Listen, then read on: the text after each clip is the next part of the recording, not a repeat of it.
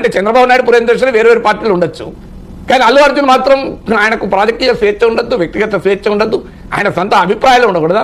పోనీ అల్లు అర్జున్ ఎవరి వల్ల నటుడయ్యాడు? డెఫినెట్గా చిరంజీవి ఆశీస్సులు, పవన్ కళ్యాణ్ ఆశీస్సులు ఖచ్చితంగా ఉంటాయి, ఉండొచ్చు కూడా. కానీ అల్లు అర్జున్ లాగా మరి మిగతా మెగా కుటుంబ సభ్యులు అందరూ ఎందుకు కాలే? అల్లు అర్జున్లో సొంత శక్తి లేదనుకుందాం, ఆయన ఓన్ కెపబిలిటీ లేదనుకుందాం, మరి అందరూ ఎందుకు కాలే? నాగబాబు పవన్ కళ్యాణ్ లాగా ఎందుకు కాలే పాపులర్ హీరో? మన పవన్ కళ్యాణ్ చిరంజీవి తమ్ముడే, నాగబాబు చిరంజీవి తమ్ముడే. చిరంజీవి అయితే వివక్ష చూపాడని అనుకోను. ఇద్దరు తమ్ముళ్ళ మధ్య, చిరంజీవికి తమ్ముళ్ళ మధ్య ప్రేమ అందరికీ తెలిసింది, ఆ కుటుంబాల అన్నదమ్ముల మధ్య ప్రేమ అందరికీ తెలుసు కదా. మరి చిరంజీవి ప్రేమ, ఆశీస్సులు, సహకారము, ప్రోత్సాహము ఈక్వల్గా ఉన్న పవన్ కళ్యాణ్ ఇంత గొప్ప హీరో అయ్యాడు, నాగబాబు ఎందుకు కాలేకపోయాడు?